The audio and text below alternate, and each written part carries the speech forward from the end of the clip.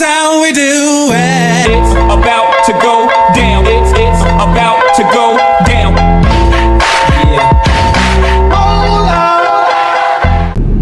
Hey besties, welcome to another video, baby. It is story time, and baby, I know y'all seen that prison story time, but like, what? Another one? Yes, y'all. This one is called Hot Sauce, baby. Hot Sauce. I know y'all like, what is she talking about? Okay, let's get into it. If you're new here, I'm your girl, Boy New York, and I'm so happy you click play. Make sure you do all the things, like, comment, share, subscribe, baby, because somebody else might want to see this too. And baby, we're trying to get these videos out. But either way, let's get into the story time. The name of this story time, or this prison story time, is called Hot Sauce. Okay, so I'm in the prison, y'all, and I am a correctional officer. I have not been promoted yet. We're taking it back. Okay, I have been with the prison about 3 years. I'm a great officer. I'm respected. People know don't play with me. I won't play with you. Okay, I come there and try to do my job and go to the His Not Eat. That's the house, y'all. But for the most part, at this time, we didn't have too much going on. Want nobody doing no cricket stuff, or want no codes being called. It's just been great. Like literally coming home, going to work, coming home, want too much going on. But that is a no in the prison season. If every day it just nothing happened, something gonna happen, baby. And so this was one of those times. So let's say for 6 months consecutively, nothing happened. Want no codes being called. It just seemed like everybody was chilling. Okay, even the inmates were just chilling. I'm going to work, and it just seemed like a cycle. Okay, so then one day it was time to do yard call. Okay, and so the inmates, we had a lot of things going on at the time. There was a call for the inmates to go to work, like going to the kitchen and going to work, meaning they go to the kitchen, they prepare food. There was a call for the yard call. There was a call for them to go to the canteen. Canteen is like the store. Like if you think about a neighborhood store or, you know, a corner store, that's what the canteen was. So it was 3 calls. And so I was in the hallway conducting canteen, meaning I had to stand there while they go to the canteen and the inmates will go to the canteen. So let's say I had a line of 7 men and everybody just go and get their stuff. There was no issue. I'm standing in the hallway, make sure it's smooth, and I'm calling unit by unit. So each on a unit there, well not unit, pie by pie. So on a unit there were 6 pies, and in each pie was 48 men. So we're doing it a little bit of time. I'm calling 7. Once that 7 is gone, I call another 7, and then when I go to that pod, and once I'm done, I'll call the last call. So I'm in the pod doors. I'm saying last call for canteen, and then I'll wait a little bit to make sure nobody else want to go, and then I'll go to the next pod. And that process probably took almost 2 hours to do, making sure everybody got the canteen. So then they cleared the yard, meaning that the yard call was over, and then all the inmates will come back from the outside and come in. So it's a regular day. Things are going. Then it was time for lunch, and at this time the inmates were not locked down, so they would go and when they called the unit and they called their pod, they called green. Well, I was on green unit. So if they called green unit, a pod, lunch call. So you call, they walk down to go to lunch. Okay, now if I was in the cafeteria, I would be collecting the cards or walking around making sure they eating and they going back to the unit. But this particular time I was still on the unit. I was not directed to go to the cafeteria. I'm thinking nothing of it. The day is going smooth. Okay, the day is going smooth. Okay, so they called me on the radio and said, can you 21 to the cafeteria? But they were calling it the chat hall. That's what they call it. And I was like, what's going on? So my sarge hit me on the radio, Baker, can you 21? Can you give me a 21? And a 21 is a phone call. So I basically give a phone call or whatever. I go in the office and call and say, hey, what's going on, whatever. I think 21 is a phone call. Yeah, I be messing up the code sometimes. Anyway, I gave him a call, and he was like, look, I need you to report to the what's the name, because somebody's going home. So, and he told me everything. He didn't want to say all this over the radio, because you can't talk everything on the radio. It's actually people listening to the radio. And make sure you're talking proper, and if they hear you talking wrong, you can get a fine of $100 for cussing, for being, but baby, we been doing the most on the radios. But for the most part, part, if somebody listened and heard you can get fined. So, you know, we try to keep it respectful. So he basically didn't want to tell, like, oh, her baby daddy, whatever, and stuff like that. Cause she had some drama, this officer. So he was like, look, she got to go home. Something going on with her baby daddy. She saying she's sick, but it's really her baby daddy. And I'm like, okay, boom. So I came down and I was like, I'm on my way. So I came down, ain't nothing going on.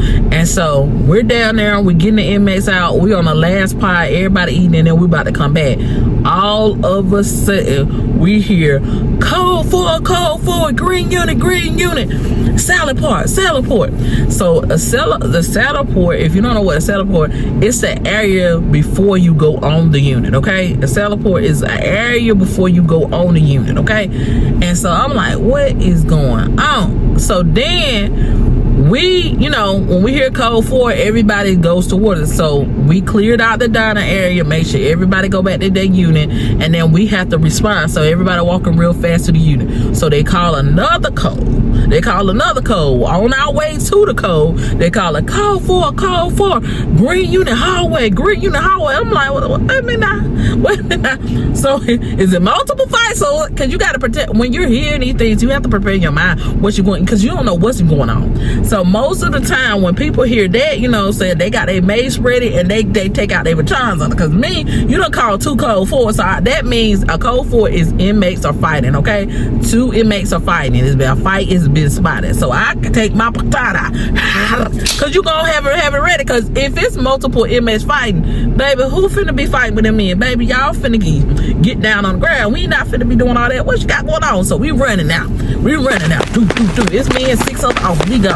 And I was one of the fastest, baby. Maybe not now, but I was one of the fastest ones. It was me and this other boy, baby. They call the code, here we come, baby. And one time when we got there, and so I'm running.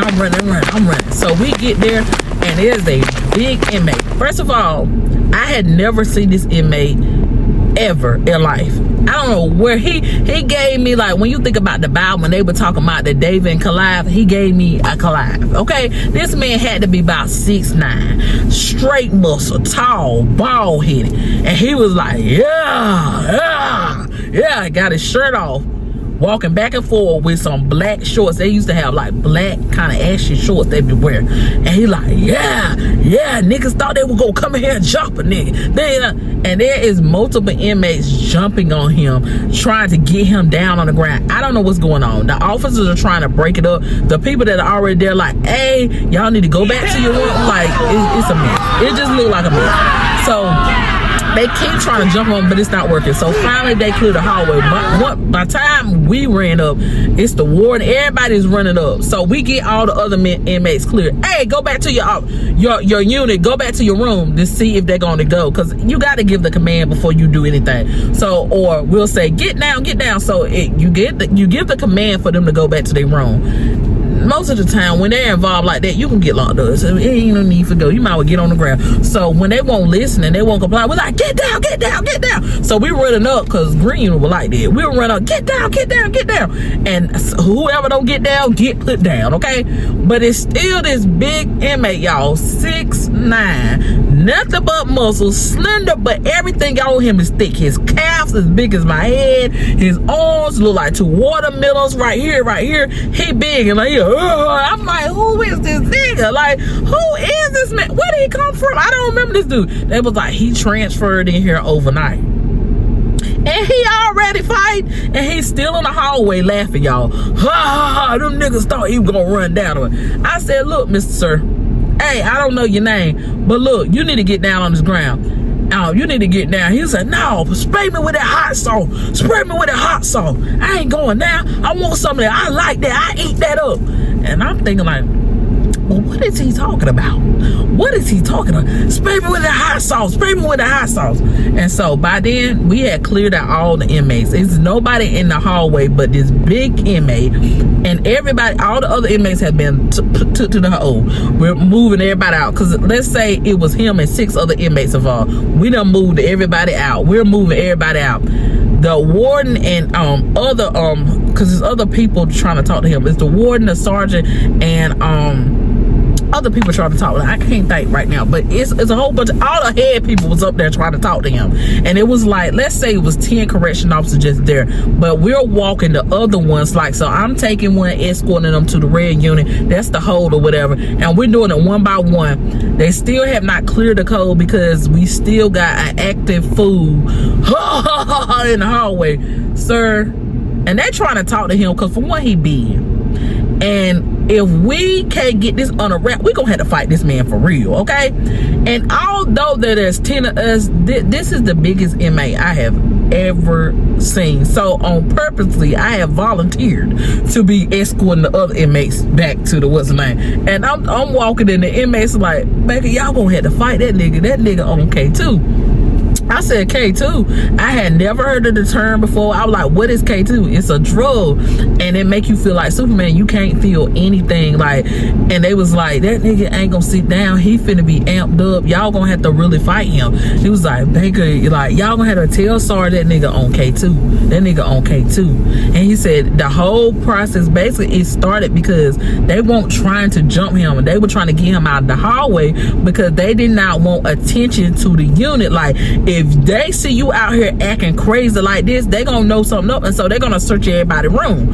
And so somebody, probably the one I'm talking to, was selling K2, and K2 is a synthetic drug that is supposed to be like weed, but baby, it make you slow. I don't know how else to tell you. Everybody I ever seen on it just be acting crazy. Some be drooling at the mouth, some people be leaning like a zombie, just acting crazy. Just be acting crazy, like they be gone. Like it's terrible to watch, especially if they got too much of the doses. But this young man, I don't know what he was on, because he was in the hallway just like, and they kept doing it, walking back and forth. Y'all niggas think y'all got me. Y'all niggas think y'all got me. I'm Superman in this hoe. And he was just walking back and forth. And I'm thinking like, why is they keep trying to talk to him? It's 10 officers in the hallway. It's like 6 supervisors. There's 16 of this. Why we just don't take them down? But once whoever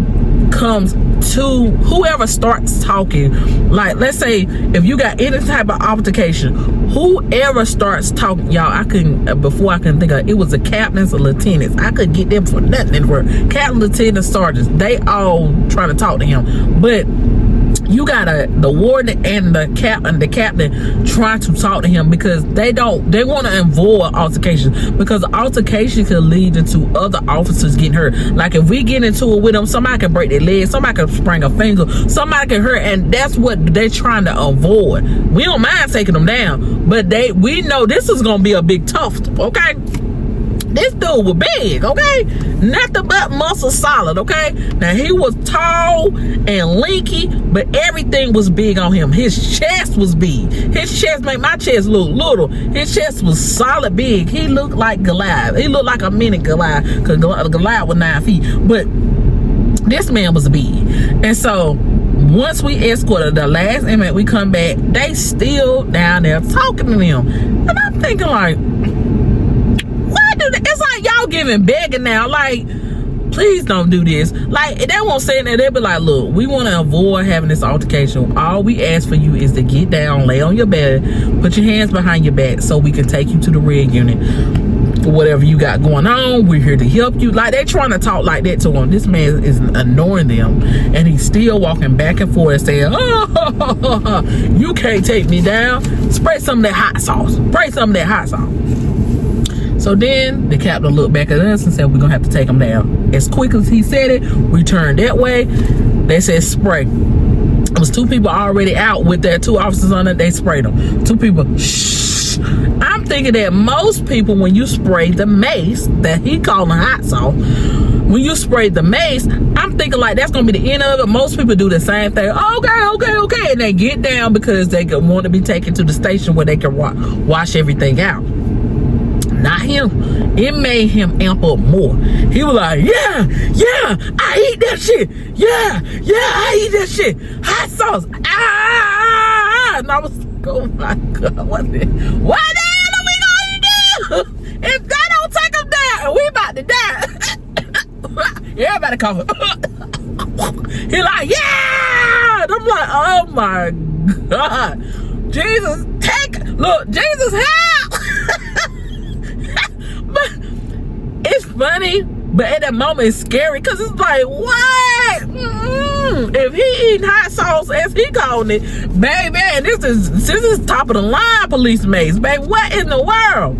They just gave us these are new cans. And he's like, yeah, I eat this shit, spray me. And they emptying and out cans, and I'm like, other staff, we can't take it no more. We're opening the door to get off the unit because we can't, everybody call it. We spitting out our guns. He's still in the hallway telling me, yeah, I eat that shit. So like I said, we walked out of the house because it's too much. We're ending cases. Like, we're in there, everybody trying to spray. Now it went from one person spraying him, another person spraying him. Now other people walking up spraying him. And this is not working. It's not working. We can see that it's not working. And we're trying to follow the direction of the captain and the lieutenant, because whoever starts talking first to escalate or de-escalate the stuff, that's the person that leaves. It don't matter whether you're an officer. If you walk up, whoever starts talking first is the head. Unless somebody see you ain't got it, then another person intervene. But because the captain and them were like, we got to follow their lead. So I'm thinking like, this ain't working. This is hot sauce to him. He's loving it. And so he looks at us, he turned back around, and everybody finished coughing and everything, and everybody trying to get themselves back together. We got to take this nigga down. So all of us, we were just trained. We were just trained like that. I was like, this a takedown. So we all bun rush her. Like, imagine you're a person standing there and we come running like football players. He was like, yeah, I like this shit. And I'm thinking like, man, we finna hit this solid wall and slide down it, because this man was so big. He was flexing his muscle. I can't show y'all because I ain't got what he got, but he was flexing his muscle and his veins and stuff was showing, and I was like, yeah, he's gonna kill us, or we're gonna actually, this is gonna hurt when we hit him. But we take him down. Boom! All of us at one time hit him with a strong impact. He hit the wall, his body slammed down. We get his hands behind his back. I'm talking about, and it's taking 4 people to get one arm. Okay, this is how big this dude is. We get the arm, we get the other arm, we put the cuffs on. He laying on the floor, his head on the floor. He was like, yeah, I eat this shit. I don't care, I'm on the ground. I eat this shit. Yeah, nigga, yeah. Hot sauce, give me some water. And he laying on the ground saying all that. And I'm like, what is wrong with him? So now he laying on the background and he's starting to foam at the mouth, and we like, okay, we know that's K2 or whatever. So they get him up in a sitting position because we don't want him to die. Because boy, what is wrong? So they take him to the nurse station. So they take him to the nurse station, and then they call the code, and we sign him up with, and they have to take him to the hospital because this is clearly not regular. Whatever he's on, we don't know what he's on, but we know he's on, and he's foaming at the mouth. So now they call the code, and this man is big, so it's taking 4. Usually to escort you, it takes 2 people to escort you. No, they want us all to walk with this big man, okay? And so they like, Baker, and I'm Baker if you don't know. That's my Baker. You hold one arm, so to escort somebody, it's like you going to the prom, but you're not looping your arms. You just holding them by this part and you walking them. Baker, you get one side. Lord, always. Baker, you get one side, and so Baker, listen, y'all, I'm 5'3". This man, didn't I tell y'all he was 6'9"? Why do y'all want me to get it? But I think they were just scared. Or they want to set Baker up. I don't know what was going on. Cause why is Baker holding him? So Captain got one side, Baker, you get the other one. I'm thinking like, baby, is you crazy? Did you have whatever he is? But I did. I said, yes, sir. And so I got his arm and we walk. He said, Baker, don't walk so fast. I like you. I said, oh, God. Oh, God. But I didn't say that there, but that's what I'm thinking like. Because his whole demeanor, all that, as soon as I touched his arm, he was like, I like you. Don't walk so fast. Where we going? We going to prom, make me how you hold my arm. And I'm thinking like, sir, I got your back of your arm holding it from the back. Why is my arm so ashy? We ain't gonna talk about it. But either way, he was like, I like you. How long you been working here? What you got on? You smell real good. And he just doing all this talking, but instead of being loud, he's whispering. But it's not a whisper like, pss, pss, pss, pss. He's talking loud, but he thinks he's whispering, okay? He was like, what's your name? They don't have to know about it, and everybody can hear him talking. And so now all the officers behind him is just laughing. They just think it's so funny because he been, all all this time. And they said, oh, so Baker the antidote. Baker, you were the antidote the whole time. We could have just put you right there. He would have calmed down got locked and calmed down somewhere. And I'm like, shut up. And I'm sitting there trying to talk to him. I said, well, can you tell me what you take? He said, I don't know. I tried some new shit. I said, you tried some new shit? Can you tell me what this new shit is, sir? He said, yes, it's K2 or 2K or something like that. I don't know what it is, but I feel like I could fly. I said, I bet you can. I said, but we gonna get you to the hospital so they can make sure that you're all right. He kept on telling us, I feel like my heart is about to beat out my chest. I said, okay. I said, well, we don't want that to happen. And I'm trying to talk to him now because he's talking regular, but he still keep going through, like he's sitting there talking to me, but he getting zombie vibes, like his white lips is getting white. And this man, it was looking scary, y'all. He was tall, he was bald, okay, but he's starting to drip at the mouth, and I'm thinking like, yeah, we need to speed up this walk. I don't want none of that spit on me, baby. And so when we get there, they say, yes, this is definitely K2. But they went on and they assigned some other officers to go with him to the hospital. The following day, we got that update and line up that he was on K2. So they did a search of our whole unit, and they found multiple things of K2, and they locked down our unit. And when they locked down, that mean no movement. That mean that the inmates can't come out their room for nothing, and they were only letting them come out 1 per hour. They locked us down for about a month. So about a month we were locked down. They couldn't do certain activities. When you lock down, you only could come out 1 time a day. That's to take a shower, play a little games, like play your little domino games, if you know, watch a little TV that's on the big screen, on the screen, not big screen, but medium sized screen on the wall. You can't do too much, okay? Nobody wants to be locked down because you can't move how you want to move. You got to be locked up all day. Nobody wants to stay in their room all day. And so after that, they end up transferring him. After he came back. He was back for a month, and after the incident, he stayed at our prison for 30 days, and he never got into. He was the most respectful inmate that we had. Like, after not being on drugs, he was very respectful. He was in there for murder. He was in there for murder. He robbed a man, and then the man fought back, and his gun went off, and he murdered the man. And so he was in there. He had got manslaughter, and he only got 10 years. Okay, so he only had 2 more years in his sentence.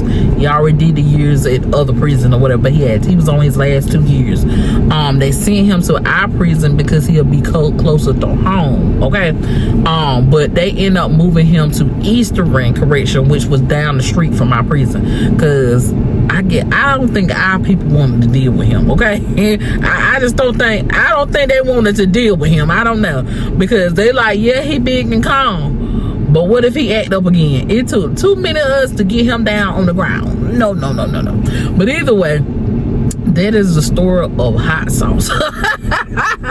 I never knew what I was gonna call it. I didn't know what I was gonna call it, but baby, that's the name that I came up with. But anyway, I hope y'all enjoy that story time. Is yet another prison story time. I'm so glad that you clicked play. Another short one, but anyway, I love y'all so much. Make sure y'all like, comment, share, all the things, and make sure y'all visit my description. Go shop with a dog. Get that book that I wrote, Crown On, and read you something, baby. If you're trying to make that change in your life, okay, that book is for you. Anyway, love you so much. I will see y'all guys on the next video. Bye, besties. Bye.